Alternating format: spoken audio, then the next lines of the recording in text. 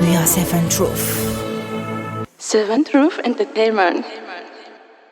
Mercredi 16 octobre 2024, mesdames et messieurs, bonjour. Très content de vous retrouver à travers la 7 TV, la chaîne de la vérité, dans votre émission 7 Actu. Aujourd'hui, 7 Actu reçoit une dame, dirais-je, Mariam Diop Dia, coordinatrice de la cellule PASTEF Cité Sococim, habitante donc de la commune de Sangalkam.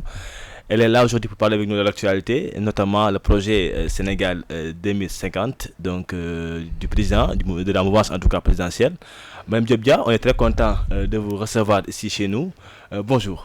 Bonjour Gassama. Je suis très ravie d'être sur ce plateau avec vous aujourd'hui. maa ngi nuyu ñëpp.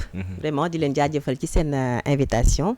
Di nuyu waa Sangalkam. Di nuyu waa PASTEF. La coordination à sa tête Adama Sow, son adjoint Alsan. Je profite aussi de l'occasion pour saluer Madame Oré Baldé, qui est la présidente de MOJIP, Mouvement Jigéenu PASTEF. La cité Sococim où je suis issu et tout Sangalkam. maa ngi leen di nuyu di leen jaajëfal. Merci beaucoup. En tout cas, le plaisir il est grand à partager. Alors, pour nos internautes qui nous suivent à travers la 7 TV, qui est Mariam Diop Dia? Alors, Mariam Diop Dia est une citoyenne sénégalaise bu nga xam ne fii système éducatif sénégalais la soxee ko. Bi ma paree samay études secondaires ci laa am bourse dem jàngi États-Unis. Bi ma fa nekkee nag science politique laa def science politique laa jàng. Pourquoi sama papa c'est un homme d'affaires. Il a une maison de transit donc man mën naa ne ci logistique laa juddoo ci laa màggee ci laa yaroo. Donc moom mébétam moo doon ma nekk ci logistique kese mais ma gis ne dëkk bi soxla na ay nit yu nga xam ne dañ ko war a mën a changer parce que boo demee extérieur da nga fay gis ay activités yu nga xam ne ay gratte-ciel ay structures yi nga xam ne war na mën a am fii Afrique mais lu tax amuñu ko c'est parce que suñu njiit ñi ne sont pas à la hauteur donc je me suis dit pourquoi ne pas me lancer dans la politique ne serait-ce que pour liñ fi fekk depuis 1960 ñu mën ko changer war a mën a nag aspirer à l'émergence moo taxoon ma defoon science politique mais bi ma ñëwee sama papa ne ma gis nga Sénégal mi ngi nii changé wul léegi looy def ma ne bon naa dugg ci logistique bi nga xam li nga xam ne moom laa jàng moom laa ci loolu laa nekk ci loolu laay évoluer yàlla baax na donc looloo tax ma nekk ci le milieu de la logistique ba avant may gis ku ñuy wax Ousmane Sonko moo ma inspiré pour ma sóobu ci politique tey. C'était à quel moment exactement? Alors bi ma ñëwee bi ma commencé liggéey c'était dans les années 2007 donc 2007 ba 2016 ki lañ ma wax affaire Ousmane Sonko c'était une amie très proche mu ñëw ne ma c'était en 2017 bi ñuy préparer législative yi Mariam am na benn candidat bu nga xam ne sa aspiration yi lay wax day ne ñu changer Sénégal ñu am ay dirigeants yu nga xam ne dañ fi nekkal pour askan bi ma ne leen mais loolu xalaatu ma ne dina am fi Sénégal de sama papa waxoon na ma ne peut-être dinañ dund ba génn àdduna te duñ ko gis ñu ne ma déedéet kii il est différent Mariam il a un discours panafricain il a un discours souverainiste ñu moom suñu bopp détaché wu des blancs pour que ñu mën a émerger mën a aspirer vers l'émergence ma leen waaw d'accord donc bi ma commencé di ko déglu nag ci la commencé de comprendre ne effectivement on a les mêmes idéaux.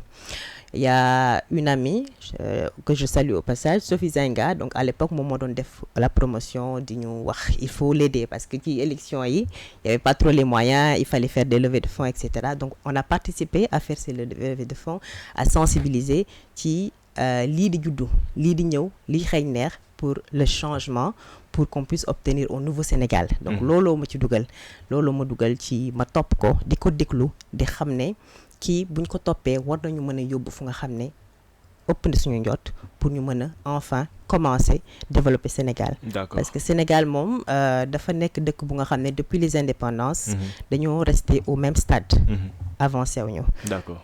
Voilà. Alors vous avez épousé le projet nga ànd ak moom dem ba tey fal ko mu nekk fal en tout cas son candidat. Vous disiez que Ousmane mooy Diomaye mooy Ousmane. Finalement vous êtes élu à la tête du Sénégal.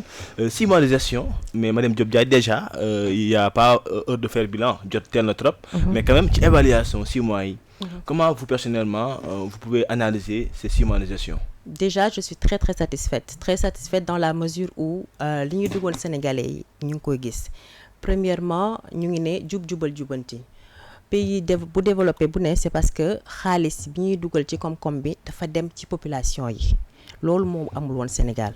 Loolu moom manqué woon Sénégal dañ daan jël budget Sénégal def ko moomeel di ko def seen poche di ko jox seeni am di jàmm ba nga xam ne sénégalais lambda du mën a am éducation bu baax du mën a am accès à la santé du mën a jëriñ askanam.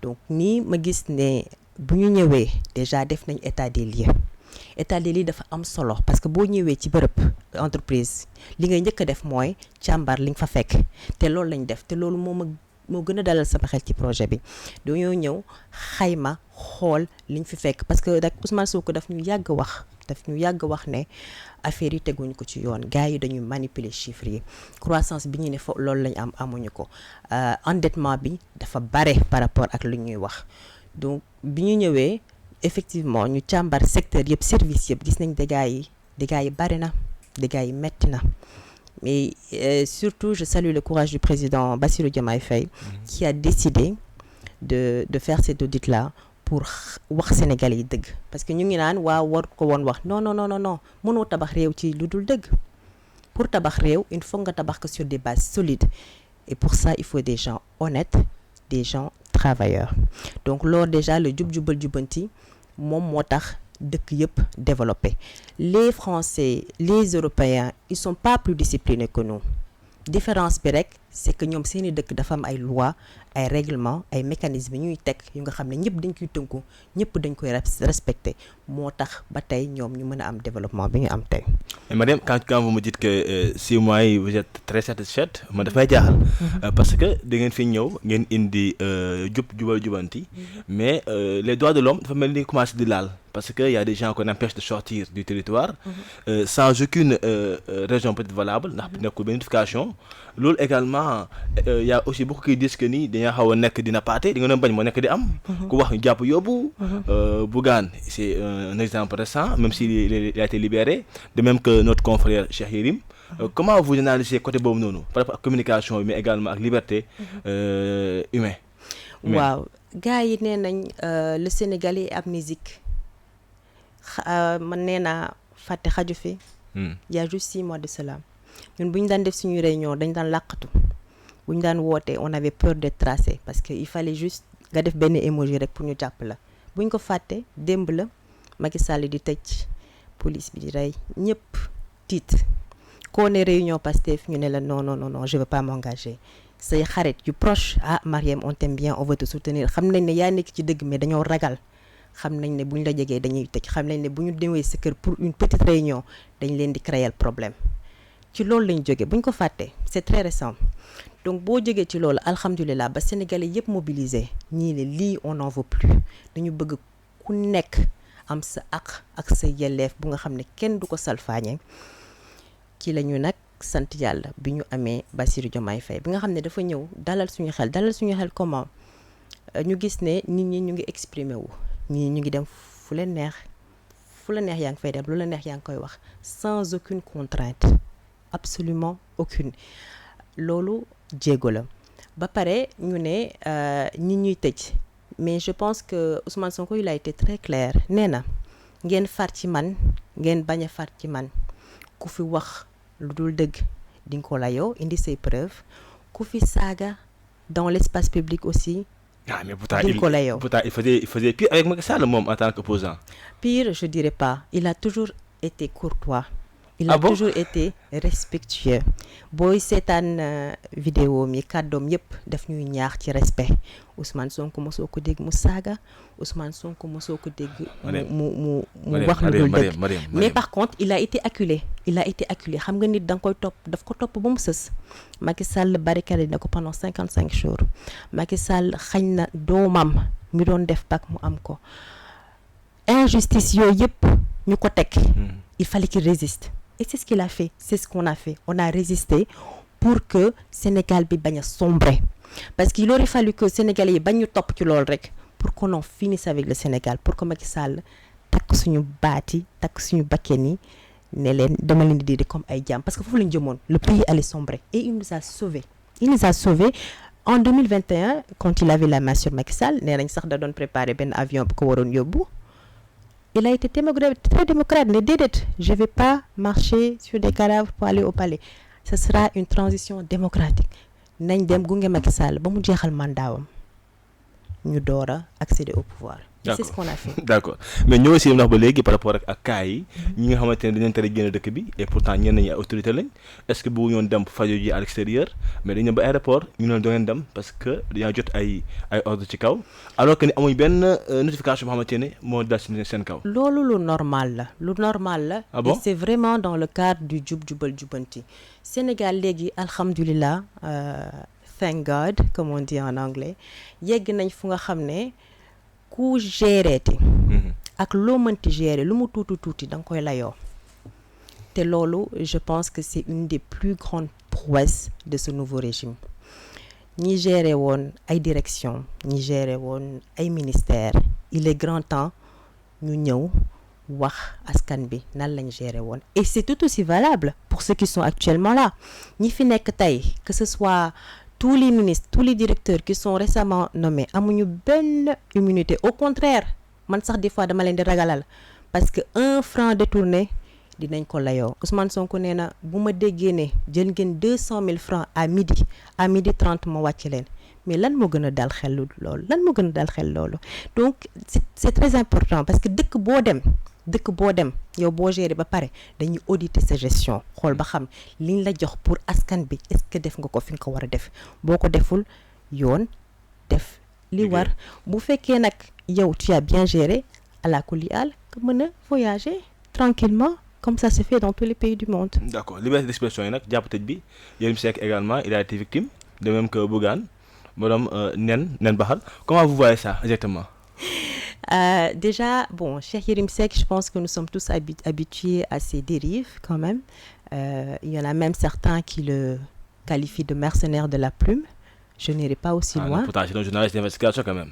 Faut pas le minimiser. Pas le minimiser, mais je pense que tout le monde est a un petit peu une idée de ce qu'il représente sur la scène politique. Il n'est pas politicien, mais voilà, il a certains intérêts crypto-personnels qu'il essaie de défendre. Mais je me dis, chacun est libre de dire ce qu'il veut, de faire ce qu'il veut, mais dans le strict respect.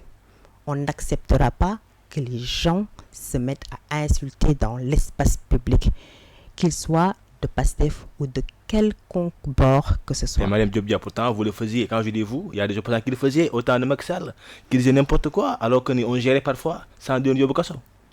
Je pense pas. Je pense que Macky Sall, il a fait pire et plus jamais ça. Plus jamais on aimerait vivre ce qu'on a vécu avec lui. On a été traumatisés. On a tué nos enfants. Il faut pas l'oublier. Il y a eu beaucoup de morts. Des gens disparus. C'est pour ça que maintenant, c'est très important pour que les Sénégalais, je pense qu'ils sont très conscients. Ils sont très conscients de ce qui se passe. Il faut qu'on les juge, ces gens-là, qui ont tué nos enfants et qui ont fait beaucoup de mal à la société sénégalaise. Et c'est pour ça que c'est important de faire cette réduction des comptes, de les retenir dans le pays pour qu'ils nous disent ce qu'ils ont fait. Ils l'ont fait sur quelle base? Qui sont les commanditaires? Qui a attaqué la voiture de Dame Mbodj? Ce sont des choses qu'il faudra régler le plus rapidement possible. Et c'est pour ça qu'on demande la majorité à l'Assemblée nationale. Parce que pour pouvoir juger ces ministres-là, qui ont donné des ordres éventuellement, il faudra qu'on puisse mettre en place ce qu'on appelle la haute cour de justice. Tout à fait. De l'eau, pour nous, d'accord, il faut une majorité à l'Assemblée nationale pour nous voter, pour que enfin ces gens répondent de leurs actes. D'accord. C'est sur moi, on a parlé de justice, on a parlé également de liberté d'expression, mais également c'est sur moi, les jeunes, surtout la jeunesse, a beaucoup pesé ces élections président Bassirou Diomaye Faye. Mais Madame Diop, ces mêmes jeunes-là continuent à prendre cette direction mauvaise, c'est-à-dire l'immigration clandestine, malgré que yéen a ngi fii mais taxul yaakaar ba léegi mu ngi tas ñenn ñi et ñu ngi jël yoonu géej gi. Là également, comment vous pouvez l'analyser?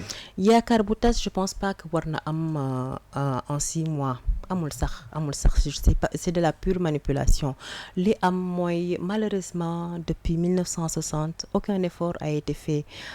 Booy seet suñu croissance économique c'est de 0,4%. C'est tellement peu, tellement insignifiant. Donc tout cet argent qu'on a injecté pour école pour jàngum xale yi ñu détourné ko def ko feneen détournement d'objectif on s'est endetté pour construire des infrastructures yu nga xam ne jariñu ñu vraiment donc loolu yëpp day tax xaalis bi ñu waroon jël def ko ci njàngum xale yi xaalis bi ñu waroon jël def ko ci formation professionnelle parce que tam il faut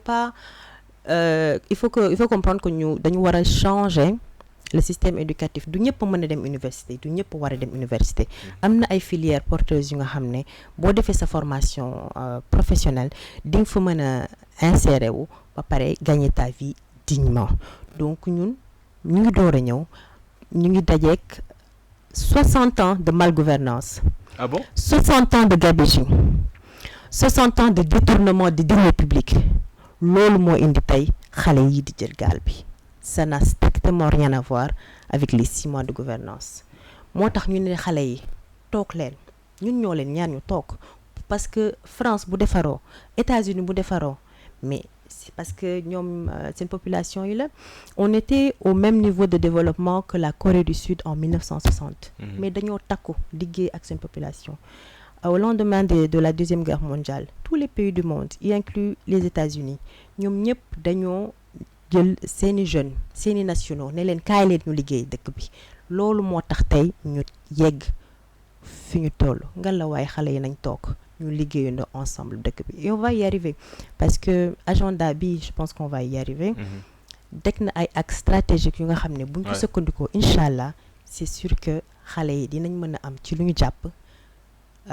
bu ñu amee une bonne formation de qualité parce que loolu moo am solo je pense qu'on va y arriver en tout cas on va voir mais en tout cas on va faire la transition pour dem ci li nga xamante ne mooy le projet Sénégal 2050 bien avant ça da nga dégg sax nga ne depuis 1960 ba léegi rien ne marche mais je pense que il y a eu des choses qui ont été positives quand même Senghor est passé par là Abdou Diouf Abdoulaye Wade Macky Sall on peut pas dire que ils ont tous échoué par rapport à leur responsabilité face à la nation sénégalaise quand même parce que là ce qu'il faut savoir moi que je te parlais de la croissance qui est très basse très faible par rapport à ce qui se fait comme misaal mën naa la wax ni comme Sénégal c'est 10 entreprises pour 10 000 habitants alors qu'au Maroc il y a 500 entreprises un pays comme le Singapour il y a 10 000 entreprises donc loolu pour wane ne rek ñoom dañoo liggéey moo leen ko may ak ay njiit yu nga xam ne dañu jubal xaalis bi ñu koy def fi mu war a dem loolu rek la y a pas de magie y a pas de baguette magique le problème mooy ñu liggéey mais malheureusement booy seet les chiffres sont là pour le démontrer ANSD moom daf ñu ne suñu PIB en 1960 il était de $307 par habitant on ne l'a multiplié que par 5 là où d'autres pays l'ont multiplié par 33 et par 100 pour la Corée du Sud donc loolu tam ay firnde la palpable tangible yuy wane ne suñu njiit yi malheureusement liggéeyuñu en tout cas pas comme ni ñu ko war a defee depuis les indépendances moo ñu indil tous ces déboires d'accord alors ngeen falu def 6 mois Marième Diop Dia ngeen waroon ñëw def DPG fi nga xamante ni mooy Assemblée nationale le premier ministre waroon ko def mais dafa mel ni ñemekoon def parce que le temps passé il ne le faisait pas ba ñu mujj sa dissoudre li nga xamante ni mooy Assemblée nationale beaucoup de députés demandaient à ce que mu def ko parce que DPG mooy mën tax tey askan bi xam carrément fan la ñu jëm ak ñun lan mooy politique bi ñu mettre en place mais il n'a pas fait ba ñu dissoudre Assemblée bi avant-hier ngeen taxawal li nga xamante ni mooy présentation projet Sénégal 2050 bi mu basé wu nag si li nga xamante ni mooy industrialiser développer les territoires et les secteurs privés pour atteindre une souveraineté économique et alimentaire donc ce sont les grands axes de ce projet là bi nga xamante ni c'est pour l'horizon 2050 on parle d'une valeur de 18 000 milliards pour donc gérer boobu projet alors déjà yéexaayu DPG bi ba présentation projet bi la ma expliquer pour vous donc ce manque de DPG et mettre en place ce projet-là si contexte bi nga xamante ni mooy pré-électoral. parce que ñun bi ñu ñëwee bi ñu jëlee dëkk bi dañ ne du ñu dellu ci lu nga xam ne mooy ñàkk a respecter suñu institution ñàkk a respecter suñu constitution moo tax lépp lu ñuy def dañ koy teg ci yoon kese lañ koy teg. li tax président Ousmane Sonko le PM le premier ministre deful DPG am c'était pour une raison très très simple mooy que ne Assemblée nationale dañ doon jalgati yoon pendant des années parce que règlement intérieur bi n'a pas fait revenir tous les articles qu'il fallait pour que moom mu mën a ñëwaat def DPG. Ça a été modifié. Ça a été modifié tardivement et avec beaucoup de tohu-bohu yu nga xam ne jaru ko woon waroon nañ ko modifier à temps ba pare ñu mën ñu permettre ñu mën def suñu DPG mais da ngay gis ne opposition bi lu tax ñu ngoy ci DPG bi c'était pas pour le Sénégal c'était pas pour que ñu wax sénégalais la lañ bëgg. ñoom seen bébét c'était autre chose. ñu ngi doon ne dañuy daaneel gouvernement bi parce que il faut savoir que le président Bassirou Diomaye Faye c'est quelqu'un de très conciliant dafa ñëw ne leen man dama bëgg a liggéey ak yéen bëgguma dissoudre assemblée c'était sa première approche damay liggéey ak yéen ba fu mu ne mën a yem mais malheureusement ils sont pas assez républicains pour le comprendre mu ñëw indi HCCT ne dañ koy dissoudre ak CSE parce que loolu moo doon suñu campagne dañ doon wax ne les institutions budgétivores il faut que ñu dindi ko cela va de soi parce que c'est de l'argent qu'on peut réinjecter d'autant plus qu'on sait que le pays s'est endetté à un point de non-retour donc il nous faut forcément de nouvelles ressources yi nga xam ne dinañ ko mën a injecter waat ci budget bi mais malheureusement ils n'ont pas compris ils ont levé la motion de censure pour dire boo leen ñëwee dañuy daaneel seen gouvernement donc, pour vous dire qu'ils n'ont pas joué le jeu ils n'ont pas voulu jouer le jeu donc on va pas s'aventurer à aller vers une assemblée nationale qui s'amuse en fait parce que ñoom pour ñoom sénégalais yi ak seen bébét c'est le cadet de leurs soucis malheureusement parce que seen comportement bi loolu la wane li mu wane mooy yéen sénégalais yi nga xam ne dañ leen tànn à hauteur de 54% durant les élections présidentielles duñ leen topp ci lu ñu bëgg dañuy def lu ñu neex c'est-à-dire boo leen ñëwee ñu leen di kale am na sax une fameuse dame qui disait bu ñëwee dañ koy fiiri dañ koy dagge non mais on est dans quel pays on parle d'une république qui doit Il y en a qui disent que peut-être Sonko avait peur qu'en face donc des députés ñu soulever Adji Sarr et pas mal d'autres sujets yoo xamante ne peut-être déjà dire le nom de Sonko toftal ci peur rek yanewul maanaa du tout ça c'est la militante qui parle parce que Sonko bu leen fàtte ne moo nekkoon suñu seul représentant à l'Assemblée nationale mboot yi ñu doon nëbb yëpp moom moo ko doon soulever l'histoire des 94 milliards Sonko moo ubbi bëtu sénégalais yi boo ñu koy galgal ba moo tax nekkul candidat à l'élection présidentielle Sonko mooy ki nga xam ne bi ñuy toj vitram il n'a pas bougé il n'a pas cligné des yeux ban góor Sénégal moo ko fi def kenn donc bu ñu ne Sonko ak ragal je me dis c'est un grand d'accord voilà d'accord et le projet maintenant Sénégal 2050 wax naa wax sànq industrialiser développer les territoires et secteur privé objectif atteindre une souveraineté donc économique et surtout alimentaire ce sont les grands axes donc ci tënk on va pas aller au fond des choses parce que le projet il est assez large te góoma dinañ am temps pour faram-fàcce ko mais grands axes yooyu ñu génnee selon vous comment on doit y aller ak noo gisee exactement donc ce projet qui a été présenté avant-hier fële ca Diamniadio projet bi c'est un projet fort ambitieux quand même parce qu'on parle de 18 milliards c'est pas donné 18 000 milliards c'est pas donné et donc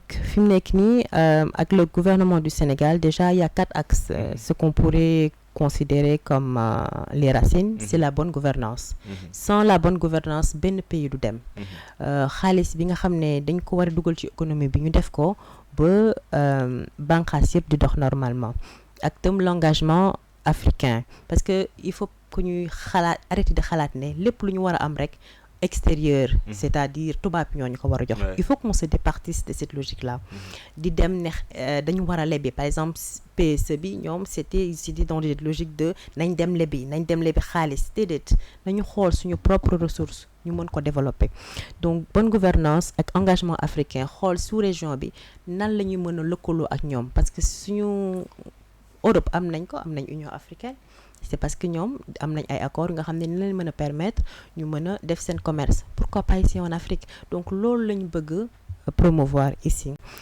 et Sénégal nag dina nekk un acteur majeur pour la promotion de l'intégration africaine mais également pour que marché yu bare yu nga xam ne mi ngi ci Afrique ñu mën ko capitaliser. D'accord. L'autre aspect, c'est l'aménagement et le développement durable. Boy xool pôles territoriaux, pôles économiques, on va en parler peut-être plus tard. Voilà, il y en a 8 exactement. Te li ñu def mooy dëkk bu nekk, région bu nekk, nord, nord-est, sud, sud-est, dañoo xool lan mooy seen ressource naturelle, lan mooy seen potentiel, lan lañ fa am comme ressource. Heureusement, Sénégal, c'est pas comme les autres pays où il y a aucune ressource naturelle. Ñun yàlla daf ñu baaxee ay ressources yu nga xam ne, par exemple le phosphate de Thiès. Au lieu que ñu jël rek di ko exporter, dañu jël phosphate boobu ñu transformer ko. Déjà qui parle de transformation parle d'industrialisation. Donc industrialisation boobu moo ñuy mën a permettre déjà boo jëlee phosphate bi transformer ko di nga mën a créer de nouveaux emplois. Ba pare boo ko jaayaatee dafay duggaat sa biir sa économie. Donc au lieu que ñu koy exporter ñu koy di ba pare war ko importer waat muy ñuy revenir plus cher, ñun ñu jël suñuy responsabilité def suñu investissement caissier yu ñu mën a permettre suñu ressources naturelles fii nii ñu koy mën a transformer au Sénégal di ko mën a utiliser pour l'agriculture et pour les autres filières. D'accord. Alors, Madame Diop Dia, je rappelle que le budget c'est 18 000 milliards, c'est énorme, mais les gens parlent de Victor Ndiaye qui semble avoir une grande responsabilité ci boobu projet, mais donc on dit que 1000 milliards, ba léegi waxuñu nu ñu def ak moom, est-ce qu'il a été payé, si oui, combien? On n'a pas soulevé tous ces sujets-là. Personnellement, qu'est-ce que tu peux faire comme commentaire par rapport à cela? Moi, je me dis que c'est un patriote, ce Victor, parce que booy seet PSE ñoom dañoo dem fay ay cabinets étrangers à coût de 2 milliards, 3 milliards qui suñu xaalis pour ñu pondre leen benn projet 2-3 ans après. Ñun, en l'espace de 6 mois, on a pu quand même mobiliser la primature, les ministères et Victor Bobo, performance, je pense que c'est le directeur de performance, en tant que patriote, en tant que Sénégalais, dafa ñëw aider.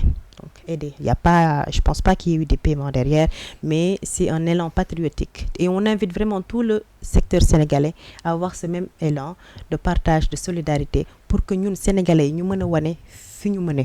Vous pensez qu'il l'a fait comme ça de façon patriotique uniquement?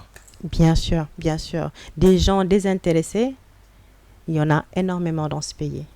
Te boy set ñun loolu mooy suñu bac. Don de soi, don pour la patrie. Donc on aimerait vraiment que Sénégalais yu bare topp ñu ci. Moo tax président de la République bu mu initier journée set setal da nga gis non seulement jeune Pastef yëpp dañu jóg, mais toute la jeunesse sénégalaise. Parce que loolu la en fait, il faut pas que ñuy ne man sama dëkk lan la may defal tout le temps, mais man lan laa mën a contribuer sama dëkk, lan laa mën a def sama communauté pour que mu gën a avancer, pour que liggéey bi gën a njong. Donc loolu c'est vraiment quelque chose de très important qu'on est en train d'inculquer à tous les Sénégalais et ça va aller crescendo inchallah dans les années à venir pour que ñu mën a xam ne ñun rek ñoo mën a développer suñu dëkk. Vous nous amenez en 2050, Madame Diop Dia, 2050, dans 25 ans. Est-ce que les Sénégalais pourront être assez patients pour mën a egg si boobu niveau? PS ñëw na fii beaucoup même disent que seen projet bii nii surtout PS la ça dépend nag su ko ne ko gisee parce que beaucoup disent que ni bëri na ay pàcc yoo xamante ni yéen a ko xaw a ndróole. Est-ce que c'est pas trop long pour un pays qui a déjà tant souffert comme ni nga ko fait sànq avec 4 présidents qui sont passés par là te nga jàpp ne peut-être ils n'ont pas été à la hauteur? Parce que là il faut savoir que ne ñun man li ma dugal ci Pastef mooy projet bi ils nous ont vendu un projet de société te booy xool projet de société mooy lu nga xam ne dañ koy bâtir au fil des ans du lu xëy rek sotti. Yow mënoo ne tey da ngay tabax sa kër tey mu sotti dans 3 jours mënul nekk. Donc projet de société mooy lu nga xam ne dañ koy teg ñëpp jàpp ci pour mu avancer booy seet fi mu nekk nii horizon 2050. Mais il faut voir que ne dañ ko pàccal dañu xool dans 5 ans ci mandat bi lan lañ ci mën a def ak dans 10 ans boo xoolee ci wàllu électricité bi dañuy ne Sénégal on produit 1740 mégawatts et vendu à 110 francs le kilowattheure. D'ici 2050 on projette de produire 12 000 mégawatts et dans les 10 prochaines années 4 000. Donc dañuy def à chaque fois pour chaque tranche ñu wax la temps la ñuy produire il faut savoir que ne du gouvernement ci ku ne dans la mesure où dañuy dem ci excellence opérationnelle je suis logisticienne donc peut-être looloo tax cette déformation professionnelle mais da nga gis ne loo gis dafa am liñ koy mandargaal bu ñu tegee suñu objectif dañuy teg lu nga xam ne moom la ñuy woowee KPIs Key Performance Indicators KPIs yooyu moo ñuy wax ne à tel moment li ngeen fi waxoon est-ce que atteindre ngeen ko boo leen ko atteindreul lu tax atteindre leen ko parce que am na mën na am yeneen facteur exogène yu mën a ñëw rajouter yi bu nga xam ne yow il faudrait nga réajuster sa modèle pour que nga mën a atteindre sa objectif donc indicateurs yooyu yu nga xam ne c'est des indicateurs qui sont intelligents, qui sont atteignables, qui sont réalisables et sur le temps. On va te dire dans 5 ans, voici ce qu'on va réaliser tout à fait. Et voici comment on va le faire. Maintenant, si on le fait pas, bu boobaa Sénégalais dinañu mën a dut baaraam dinañ ne waxoon ngeen lii mais je pense pas que dina am pourquoi parce que ci mécanisme boobu yëpp dañoo développer ay canaux yu ñu mën a permettre de corriger, de réajuster à chaque fois de besoin donc c'est important ñu xam ne dafa nekk benn projet bu nga xam ne dañ ko teg mais aussi dafa am ay remparts ay indicateurs yu ñuy wan à chaque fois fan ngeen jëm ak tam fan ngeen ci tollu mën nañ dépasser nag suñu estimation loolu la ñuy naan ñu dépasser ko mais bu ñu fa yeggul dinañ am forcément des éléments d'explication ak tam lan la ñu mën a def pour mën a réajuster pour mën a rectifier. Justement, il y a eu des promesses, on sent que baisser le prix de l'électricité dans les 5 ans donc grâce à la production donc du gaz. Également, vous avez promis de former 700 000 jeunes, donc augmenter également le revenu par habitat, également la dette réduction également. Yooyu aussi jàpp nga ni promesse la xamante ne vous êtes obligé de les tenir parce que voilà sinon le Sénégal vraiment va être déçu par rapport à votre projet. Non, il y a aucun doute. Moi je pense que on ira même au-delà de ces promesses dans la mesure où booy seet fi mu nekk nii on a quand même des moteurs de croissance qui vont nous permettre de les atteindre. Moteurs de croissance yooyu booy seet les hydrocarbures dinañu exploiter gaz bi pour que ñu mën ko utiliser pour réduire le prix de l'électricité et d'après nos estimations war nañ ko mën a jaay à 60 francs le kilowattheure en 2050 donc lépp dina wàññeeku par exemple là pour tout ce qui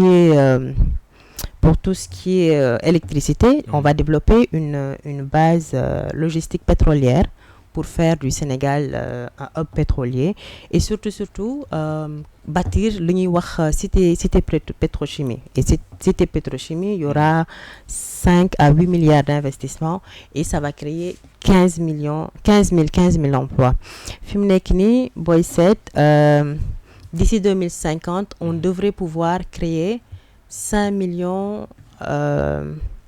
on devrait pouvoir créer 5 millions de gens formés dans des métiers spécifiques. Voilà, dans les filières porteuses. Ouais. Et d'ici 2029, on prévoit d'en créer à peu près 700 000. Maintenant, loolu dañ ciy appuyer bu baax ci banqaas yi nga xam ne dañuy former les jeunes. Parce que tu ne peux rien faire sans la formation des jeunes.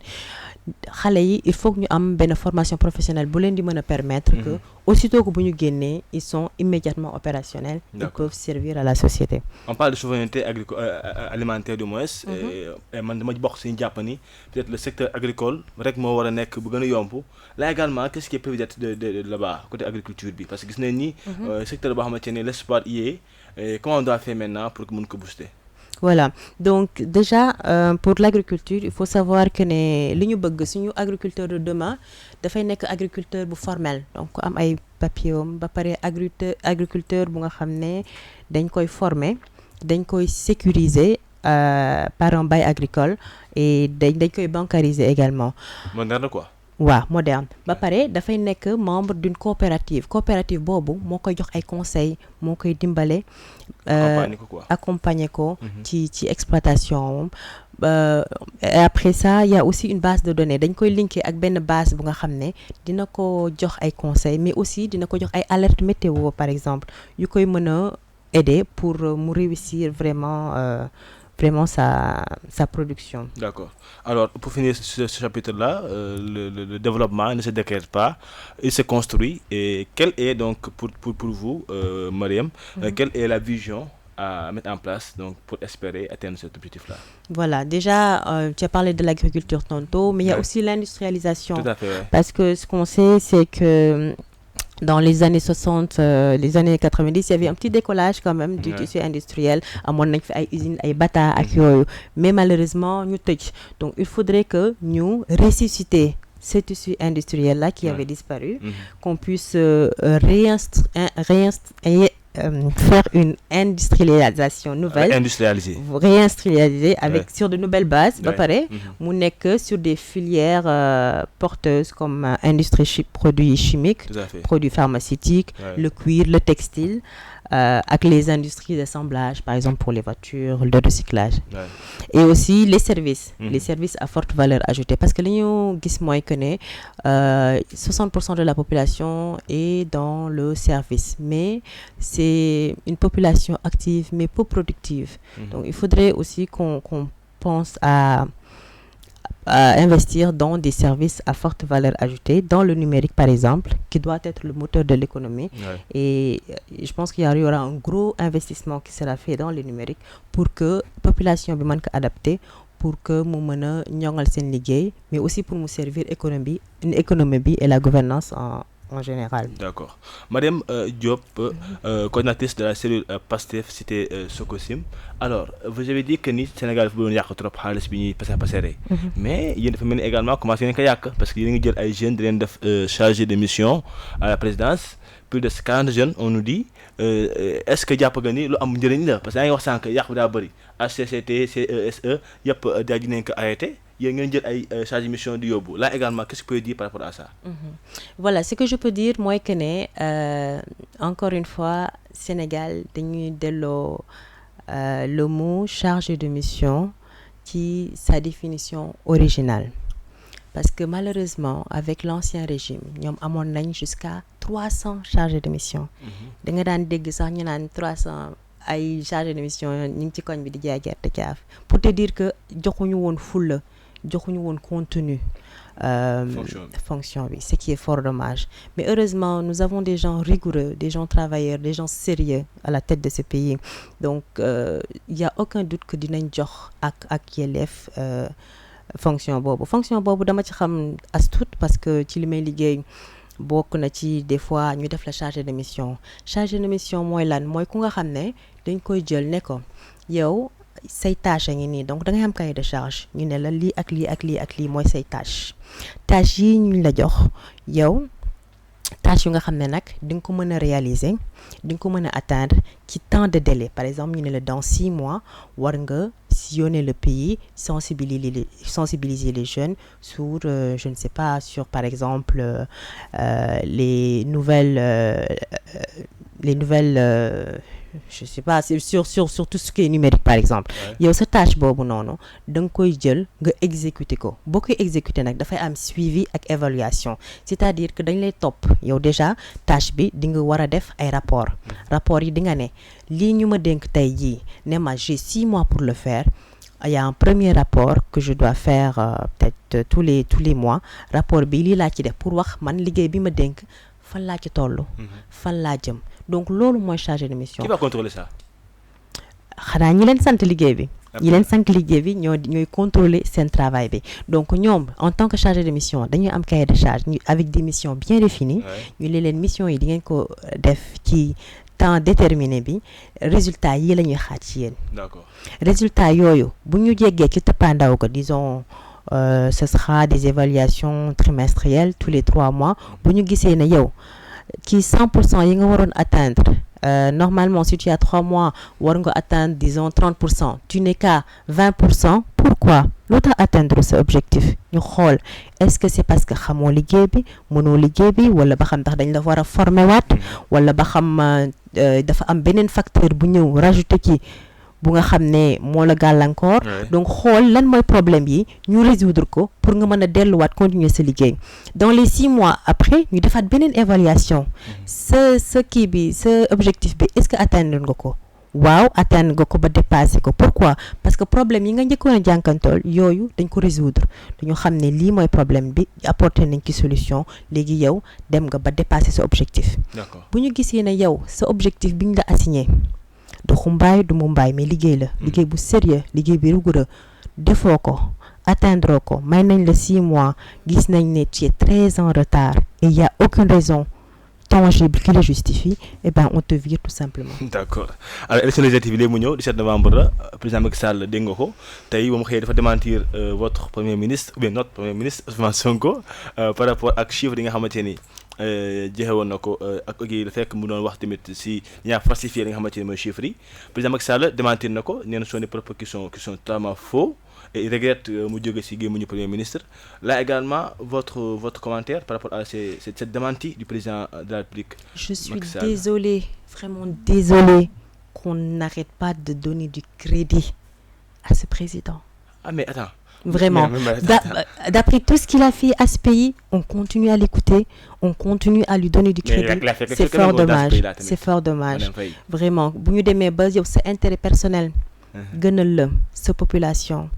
nga leen di maltraité nga leen di rey di leen bundu xataal di leen tëj à gauche à droite parce que kii wax na lii parce que kii neexu la mu war a ñëw tey ne day démentir sur quelle base dafa indi ay chiffres indiwul chiffre léegi moom comme que dañ kaa tuumal na ñëw répondre de ses actes bu ñëwee incha allah ñu ngi koy xaar na ñëw ak jàmm ñu dalal ko jàmm et puis là on pourra voir président Macky Sall ñëw fii ànd ak opposition bi si campagne électorale yi wala dañoo ak régime bi rawatina Ousmane Sonko après tout ce qui s'est passé.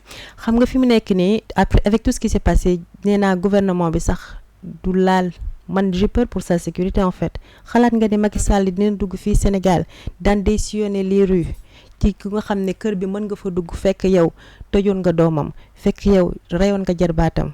Tu penses qu'il va prendre ce risque? Non, il n'est pas assez courageux pour prendre ce risque. En tout cas, je pense pas qu'il le prenne. Mais bon, na ñëw campagne bi day gagné na rek inchallah. En tout cas, on espère que ça là pour ces campagnes là. Alors, fu ñuy waay jeexale balaa ñu ñëw ci commune Sangalkam en 2 minutes par rapport ak seen taxawaay aussi Pastef au niveau donc de la cité Sococim. Qu'est-ce qui a été fait? Yéen a ngi ci période élection li mu jot. Fu ngeen toll ci préparatifs yi ak également qu'est-ce qui est prévu?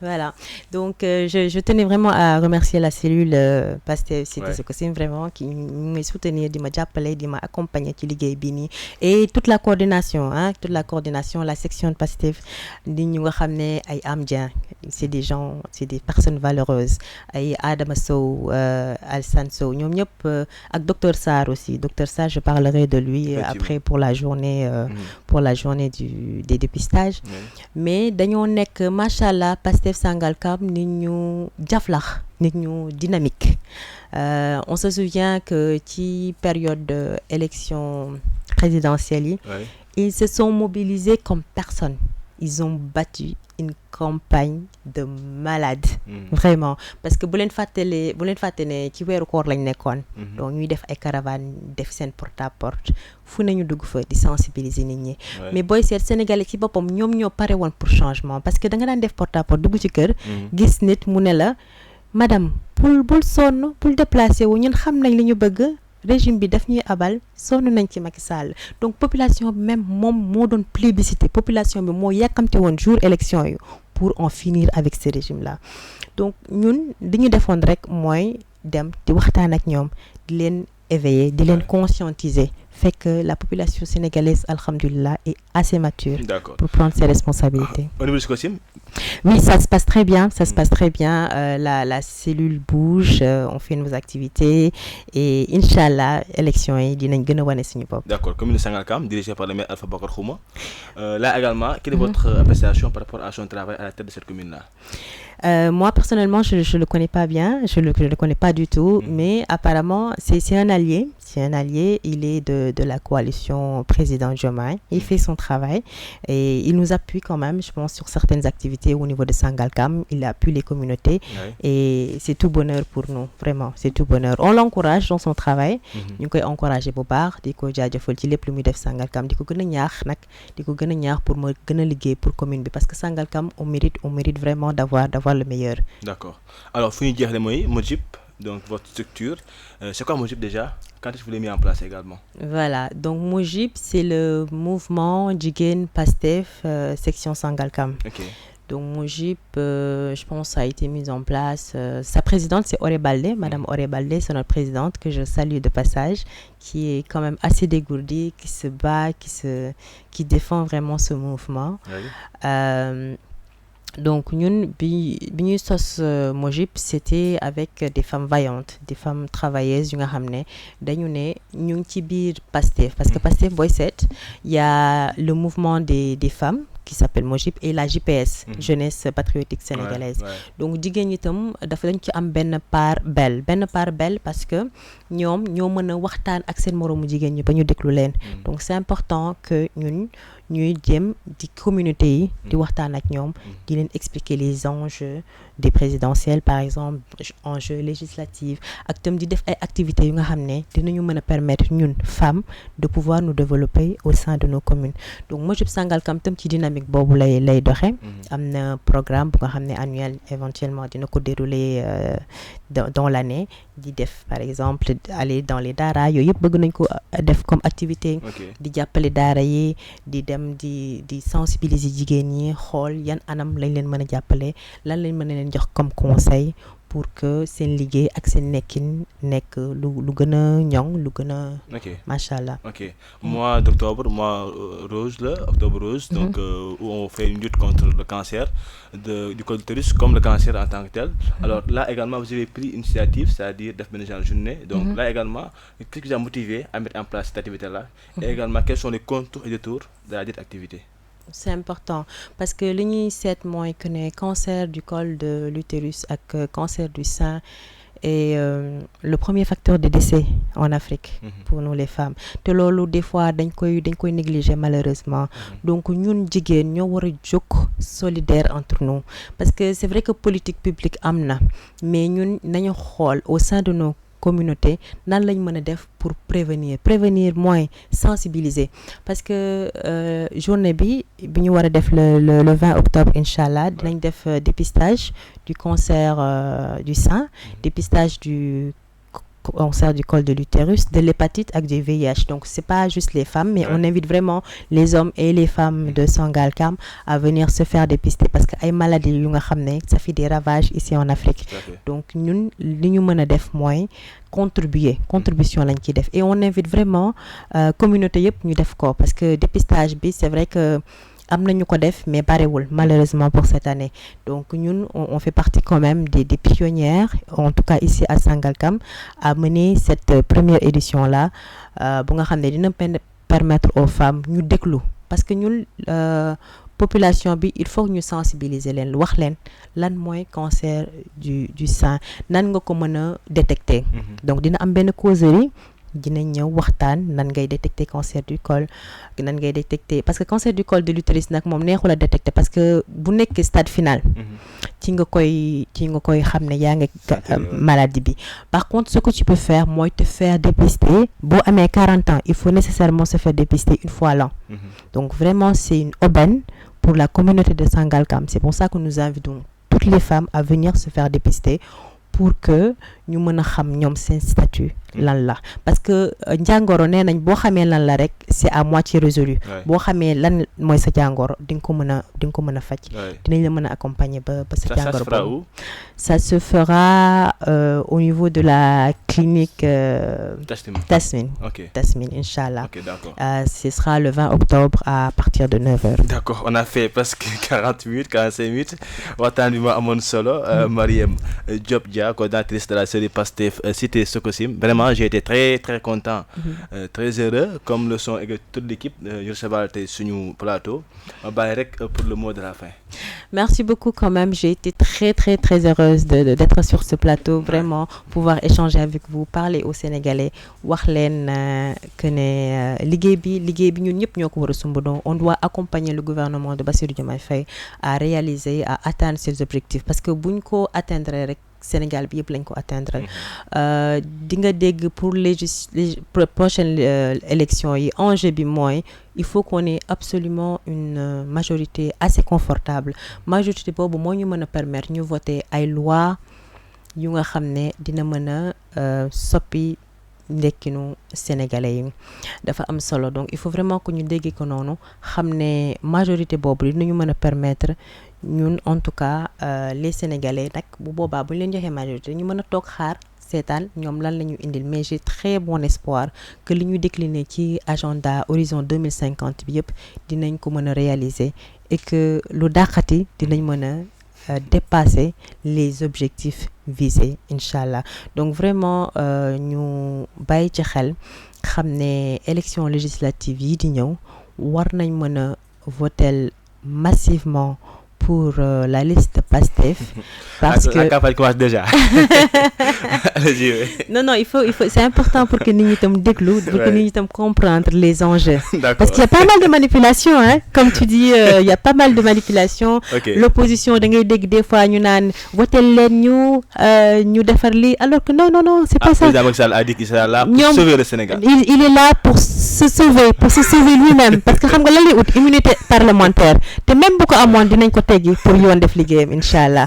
Donc vraiment ñu ngi leen di ñaax pour ngeen mobiliser wu je sais que Sénégal moom farataaluñu élection législative mais yéen sénégalais yi votel pour président Bassirou Diomaye Faye au soir du 24 mars 2024 ñu ngi leen di wax yéen ñëpp ngeen jógaat ñi ko votel ak ñi ko votelul yëpp ngeen jóg commencer l'homme parce que c'est un projet de société ñëpp ci war a jàpp pour que mu aboutir ngeen votel massivement la liste de Pastef pour que nag ñu mën a commencer am les changements tant attendus. D'accord, merci beaucoup Mariam. Merci beaucoup Diop Dia, coordinatrice de la cellule Pastef donc cité Sococim et environ donc bokk ci commune Sangalkam te man ko suñu gan ñu war a waxtaan ak moom ci actualité politique rawatina la présentation du projet Sénégal 2050 ñëwoon tuuti ci yenn pàcc yu am importante jéem ko faram-fàcc ak moom également ñëw également ci li nga xamante ne mooy gestion Pastef au niveau de Sangalkam ñëw également ci commune Sangalkam mais également l'activité donc sanitaire bi nga xamante ne seen